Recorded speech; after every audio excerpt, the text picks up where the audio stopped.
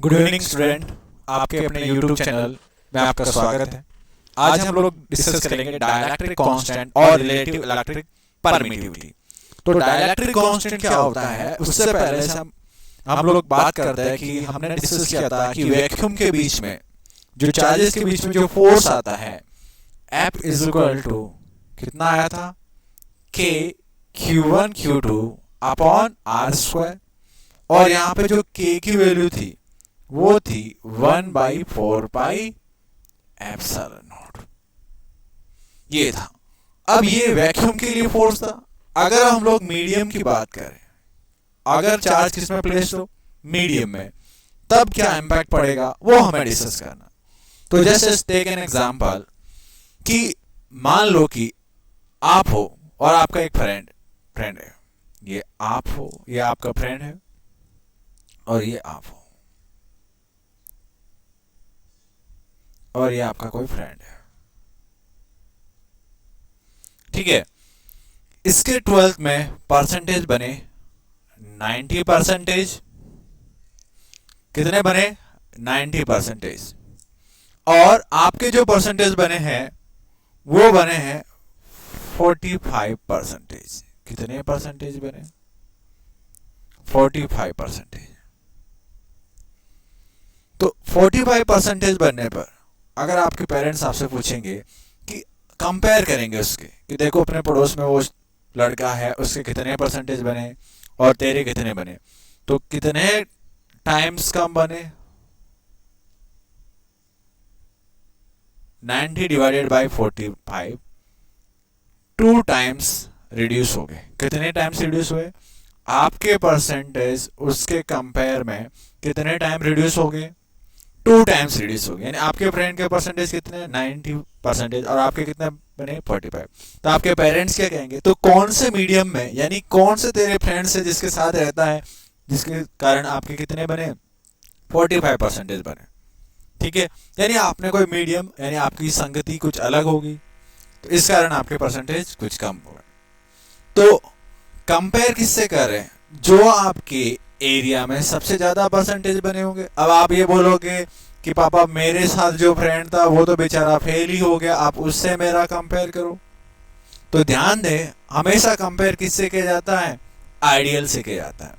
अब हम लोग बात करते हैं कि मान लो कि दो चार्ज पार्टिकल है Q1 और Q2, इसके बीच में जो फोर्स है वो 90 न्यूटन है। कितना न्यूटन है? 90। और किसी मीडियम में रखने पर वो कितना हो गया? 45 न्यूटन हो गया। कितना हो गया? 45 न्यूटन हो गया। तो बताओ कितने टाइम्स रिड्यूस हुआ? 2 टाइम्स रिड्यूस हुआ। कितने टाइम्स रिड्यूस हुआ? 2 टाइम्स। अब बात करें कि मान लो एक और एग्जांपल लेते हैं कि यहां पे दो किसी चार्ज पार्टिकल के बीच में 800 न्यूटन फोर्स लग रहा था। कितना? 800 न्यूटन। और पर्टिकुलर कोई मीडियम में प्लेस किया और जो फोर्स है वो 10 न्यूटन हो गया। यहां पे हमने प्लेस किया है वाटर में। कहां पर? वाटर में। तो कितने टाइम्स रिड्यूस हुआ? 800 डिवाइडेड बाय 10। कितने टाइम्स? 80 टाइम्स रिड्यूस हुआ। 80 टाइम्स रिड्यूस हो गया। ठीक है। तो ये ध्यान रखना कितने टाइम्स रिड्यूस हुआ? 80 टाइम्स। एक और एग्जांपल लेते हैं। मान लो कि यहां पे फोर्स है 100 न्यूटन का कोई फोर्स लग रहा है, और किसी मीडियम में रखने पर यह हो जाता है 25 न्यूटन।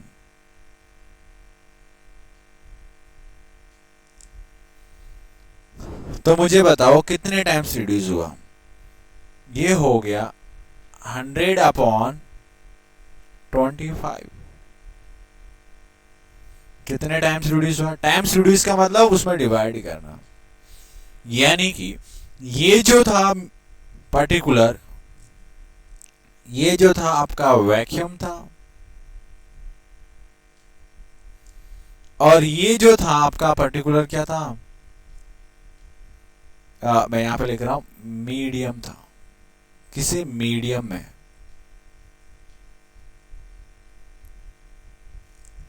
ठीक है। तो 100 न्यूटन, यहाँ पे 25 न्यूटन। तो मीडियम में रखने पर इतने टाइम्स रिड्यूस हो रहा है। तो अगर मैं यहाँ पे एक आपको फॉर्मूला देने की कोशिश करूं कि जो वैक्यूम में फोर्स है उसको अगर मैं एफ से रिप्रेजेंट करूं, किससे रिप्रेजेंट कर रहा हूं, एफ से, और मीडियम में जो फोर्स है उसको एफ एम से रिड्यूस करूं, तो बताओ ये जो वैल्यू जो आ रही है इसको कैसे फाइंड आउट किया होगा, एफ अपॉन एफ एम। तो ये एफ अपॉन एफ एम का जो रेशियो आया है इसी को हम लोग डाइलेक्ट्रिक कांस्टेंट कहते हैं। क्या कहते हैं, डाइलेक्ट्रिक कांस्टेंट कहते हैं, या रिलेटिव इलेक्ट्रिकल परमिटिविटी। रिलेटिव का मतलब क्या होता है, अपने रिलेटिव से क्या कर रहे हैं हम लोग, कंपेयर कर रहे हैं। क्या कर रहे हैं, क्योंकि हमारे पेरेंट्स क्या कर रहे थे, अपने एरिया में जिसके परसेंटेज बने उससे रिलेट कर रहे थे कि उसके इतने बने तेरे इतने बने। तो हम लोग भी कंपेयर कर रहे हैं कि वैक्यूम में 2 पॉइंट चार्जेस के बीच में कितना फोर्स था और मीडियम में कितना फोर्स आ गया, तो कितने टाइम्स रिड्यूस हुआ या कितना फोर्स चेंज हुआ। तो ये हमारा क्या कहलाता है, डाइलेक्ट्रिक कांस्टेंट एप्सिलॉन आर कहलाता है, या समटाइम्स सम बुक्स में इसको कैपिटल के से भी डिनोट करते हैं। तो ये जो आया है हमारा क्या है, डाइलेक्ट्रिक कांस्टेंट है। क्या है, डाइलेक्ट्रिक कांस्टेंट। तो इसकी जो डेफिनेशन क्या बनती है, देखो डेफिनेशन मैं बता रहा हूं। First definition, it is defined as the ratio of electrostatic force in vacuum to medium, यानी एफ टू एफ एम। इसको एफ टू एफ एम को हम लोग क्या कहते हैं, डाइलेक्ट्रिक कांस्टेंट या रिलेटिव परमिटिविटी कहते हैं। तो यहां पे हम लोग ये बात कर रहे हैं, तो आपको ये तो समझ में आ गया कि एप्सिलॉन आर क्या होता है। तो जो फर्स्ट है एप्सिलॉन आर, वो क्या है कि it is the ratio of, किसका रेशियो है, ये फोर्स है वैक्यूम में अपॉन फोर्स है मीडियम में, इसका रेशियो। जनरली हम लोग या के से डिनोट नहीं करेंगे क्योंकि हम लोग पहले से ले चुके हैं, तो यहाँ पे एप्सिलॉन आर से डिनोट करेंगे। इसको हम लोग कहते हैं रिलेटिव। रिलेटिव का मतलब किससे कंपेयर कर रहे हैं, किससे कंपेयर करेंगे, वैक्यूम से कंपेयर करेंगे। तो ये रिलेटिव हमारी क्या आई, परमिटिविटी आई, यानी उसके कंपेयर में कितना आता है। ठीक है, अब हम लोग नेक्स्ट फॉर्मूला ड्राइव करना चाहते हैं। तो वैक्यूम में फोर्स क्या था, वैक्यूम में फोर्स कितना था, F is equal to, vacuum में फोर्स था 1/4 पाई एप्सिलॉन नॉट, ये एप्सिलॉन नॉट है, epsilon naught Q1 Q2 upon r square. और मीडियम में फोर्स क्या आएगा, देखो मीडियम में फोर्स की बात करते हैं तो 1/4 पाई एप्सिलॉन आता है, Q1 Q2 upon r square. तो यहां पे एप्सिलॉन क्या है, एप्सिलॉन नॉट तो क्या था, एप्सिलॉन नॉट पहले से बता चुके थे, ये क्या थी, वैक्यूम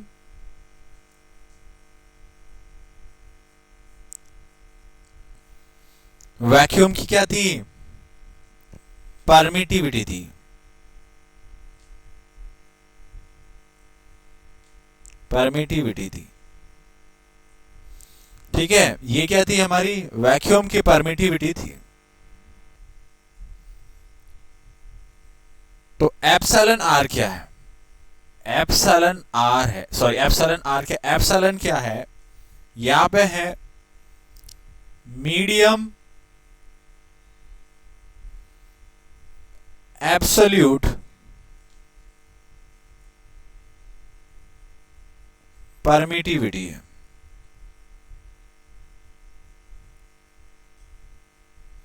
मीडियम एब्सोल्यूट परमिटिविटी है, ठीक है।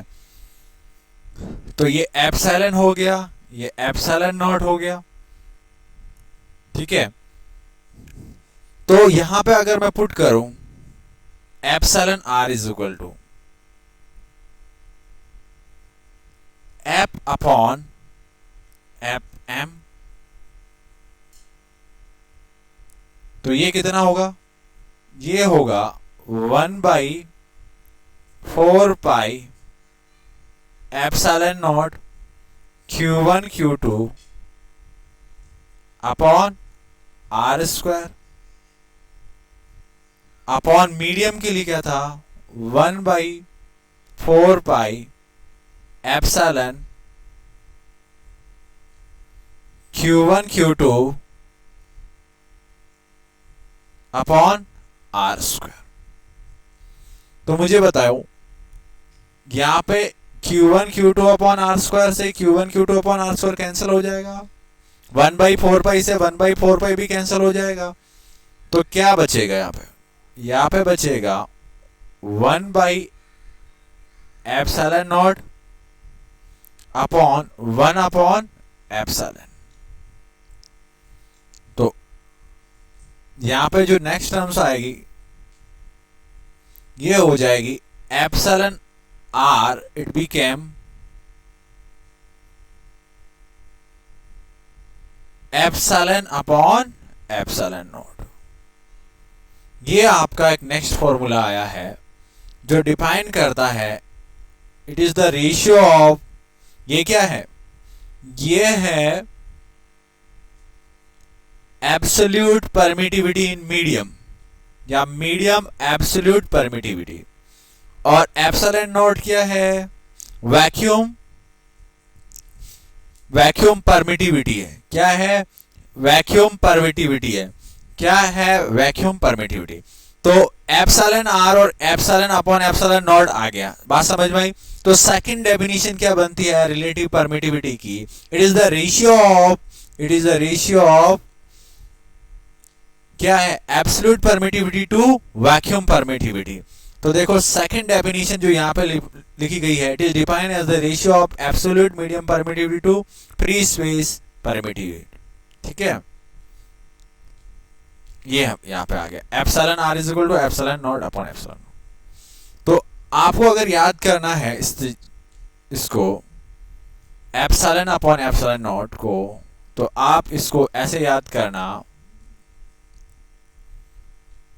Epsilon is equal to epsilon r into epsilon naught. ऐसा इसलिए कि जिसका सबस्क्रिप्ट में कुछ नहीं दे रखा है वो एक साइड में रहेगा, ठीक है, ये, और जिसके सबस्क्रिप्ट में आर एप्सिलॉन नॉट लिख रखा है वो एक साइड में रहेगा। तो ये आपको समझ में आ गया यहाँ तक। तो ये हमारी क्या है, सेकंड डेफिनेशन है, ठीक है। Epsilon r is equal to epsilon upon epsilon naught, confusion मत हो जाना, ठीक है। मेरे हिसाब से आप ये फॉर्मूला लर्न करके जाना, कौन सा वाला, ठीक है, ये वाला लर्न करना आपको, ठीक है, ये वाला आप लर्न करके जाओगे, ठीक है। एक नेक्स्ट डेफिनेशन आती है डाइलेक्ट्रिक मटेरियल, या फिर ये डाइलेक्ट्रिक कांस्टेंट क्या होता है, एक टाइप का मटेरियल होता है जिसको मीडियम के बीच में रखते हैं, और ये इंसुलेटर होता है, और it does not show conductivity but it shows the effect of electric field. मैं कह रहा हूं कि ये डेफिनेशन आप इलेक्ट्रिक फील्ड वाले टॉपिक में याद करके रखना, वहां पे हम लोग यूज करेंगे। तो इसमें क्या होता है कि जो इलेक्ट्रिक फील्ड होता है उसकी वैल्यू यहाँ पे चेंज हो जाती है, और इनको कैपेसिटर के अंदर फिल करने के लिए यूज करते हैं, जैसे कि ceramic, plastic, mica and glass वगैरह होती है, डिस्टिल्ड वाटर होता है, dry air, vacuum, nitrogen and helium होती है। यहाँ पे मैंने कुछ मीडियम का बता रखा है। एयर के लिए कितना होता है, 1.0059 होता है, और वैक्यूम के लिए कितना होता है, 1। अब मुझे बताओ वैक्यूम के लिए 1 क्यों हुआ।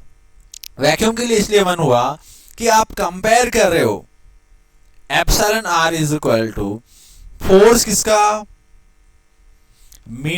फोर्स होगा वैक्यूम का अपॉन मीडियम। मीडियम भी कौन है यहाँ पे, वही वैक्यूम है। तो खुद का खुद के साथ कंपेयर करोगे तो कितना आएगा, 1 ही तो आएगा, ठीक है। ये दोनों इससे कैंसिल हो जाएगा, तो जब भी हम लोग अपने आप को कंपेयर करते हैं, अपने आप को हम लोग इंटेलिजेंट ही मानते हैं, ठीक है। इसी तरीके से माइका का 3 to 6 होता है। डिस्टिल वाटर, देखो यहाँ पे मैंने एग्जांपल लिया था कि जब उसके बीच में हम लोग क्या प्लेस कर लेते हैं, वाटर प्लेस कर लेते हैं, तो कितने टाइम रिड्यूस हो जाता है, 80 टाइम्स। और ये जितने भी डाटा यहाँ पे ये जो आए हैं वो हमारा एप्सिलॉन आर है, ठीक है। तो वाटर में कितना होगा, 80 टाइम्स रिड्यूस हो जाता है। तो इसलिए मैंने यहाँ पे बताया था कि कितने टाइम्स रिड्यूस हुआ, ठीक है। और रबर के लिए कितना है, 7, और कंडक्टर के लिए कितना होता है, इनफाइनाइट। मोस्ट इंपोर्टेंट याद रखना, इंपोर्टेंट ये चीज याद रखना, कंडक्टर के लिए कितना है, इनफाइनाइट होता है। कंडक्टर के लिए कितना होता है, इनफाइनाइट, क्योंकि कैपेसिटर में जब हम लोग पढ़ेंगे तो वहां पे इस तरीके से वो यूज करेंगे, ठीक है। तो आई होप दैट आपको समझ में आ गया होगा कि डाइलेक्ट्रिक मीडियम क्या होता है, इससे क्या इंपैक्ट करता है और फॉर्मूला क्या बनता है। तो फाइनली यहाँ पे मैं एक मीडियम का फॉर्मूला लिखना चाहता हूं। फोर्स इन मीडियम ये होता है Fm is equal to 1/4 pi epsilon Q1 Q2 upon r square. और एप्सिलॉन किसके बराबर होता है, एप्सिलॉन होता है epsilon naught into epsilon r. तो इसका फॉर्मूला हो जाएगा 1/4 pi epsilon naught into epsilon r Q1 Q2 upon r square, ठीक है। अब एप्सिलॉन आर को अगर मैं छोड़ दूं, इसके अलावा सारा जो फॉर्मूला है वो क्या है, अगर मैं एप्सिलॉन नॉट के साथ फॉर्मूला लिखूं तो एप्सिलॉन आर के अलावा फॉर्मूला क्या है, ये वैक्यूम का फॉर्मूला है, अपॉन किसका डिवाइड है, एप्सिलॉन आर का।